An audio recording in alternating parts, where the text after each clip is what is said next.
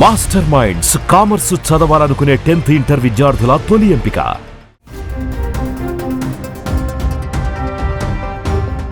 మూడో ప్రపంచ యుద్ధం తప్పదా? ప్రపంచవ్యాప్తంగా జరుగుతున్న పరిణామాలు చూస్తే అలానే అనిపిస్తుంది. దేశాలన్నీ రెండు వర్గాలుగా చీలి భీకర యుద్ధానికి దారితీసేలా కనిపిస్తున్నాయి. ఇరాన్ ఇజ్రాయెల్ యుద్ధంలోకి ఉత్తర కొరియా ఎంటర్ అయింది.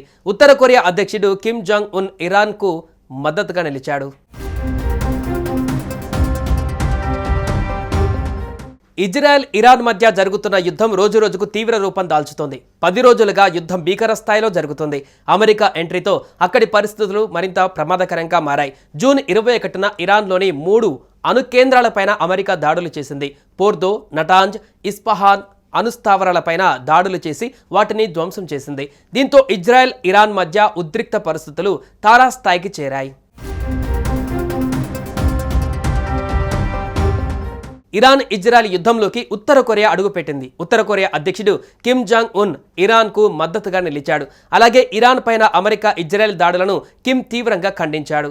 మధ్య ప్రాచ్య ఉద్రిక్తతలకు అమెరికా ఇజ్రాయెల్ కారణమని ఉత్తర కొరియా ఆరోపణలు చేస్తుంది. అలాగే ఇది సార్వభౌమ దేశ భద్రతా ప్రయోజనాలు, ప్రాదేశిక హక్కులను తీవ్రంగా ఉల్లంఘించడమేనని ఉత్తర కొరియా విదేశాంగ మంత్రిత్వ శాఖ చెప్పుకువచ్చింది.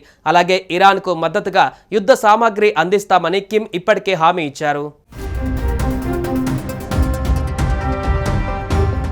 అలాగే ఇరాన్ పైన దాడులు జరిగితే వాటికి ఉత్తర కొరియా కూడా ధీటుగా సమాధానం ఇస్తుందంటూ కిమ్ హెచ్చరికలు జారీ చేశారు. మరోపక్క అమెరికా అధ్యక్షుడు ట్రంప్కు ఉత్తర కొరియా అధ్యక్షుడు కిమ్ జాంగ్ ఉన్ సీరియస్గా వార్నింగ్ ఇచ్చాడు. ఇరాన్ ఉత్తర కొరియా మధ్య స్నేహపూర్వక సంబంధాలు కొనసాగుతున్న విషయం తెలిసిందే.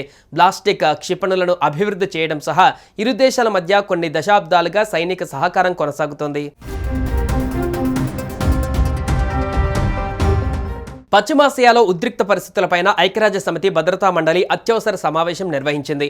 అమెరికా ప్రత్యక్ష దాడిపైన యుఎన్ఓలోని ఇరాన్ రాయబారి అమీర్ సయీద్ ఇరవానీ తీవ్ర నిరసన వ్యక్తం చేశారు.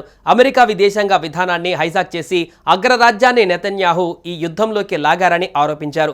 అమెరికా చరిత్రలో ఇది మాయని మచ్చగా మిగిలిపోతుందన్నారు ఇరాన్ రాయబారి. దీనికి సరైన సమయంలో ధీటుగా బదులిస్తామని హెచ్చరించారు. ఇరాన్లోని ఫోర్దో, నటాంజ్, ఇస్ఫహాన్ అణు కేంద్రాలపై నేరుగా దాడి చేసింది అమెరికా. అమెరికాపై ప్రతీకారానికి సిద్ధమైన ఇరాన్ ఇజ్రాయెల్ పైన భీకరంగా వేర్చుకుపడింది. ఇప్పుడు ఇరాన్కు మద్దతుగా చైనా మాట్లాడడంతో వివాదం మరింత ముదిరినట్లయింది. ప్రపంచంపై ఆధిపత్యం కోసం అమెరికా చైనా మధ్య కోల్డ్ వార్ నడుస్తూనే ఉంది. ఈ నేపథ్యంలో ఇజ్రాయెల్ ఇరాన్ యుద్ధం కారణంగా రెండు శక్తివంతమైన దేశాలు చెరో దేశానికి మద్దతుగా నిలవడంతో ప్రపంచ దేశాలు ఆందోళన వ్యక్తం చేస్తున్నాయి.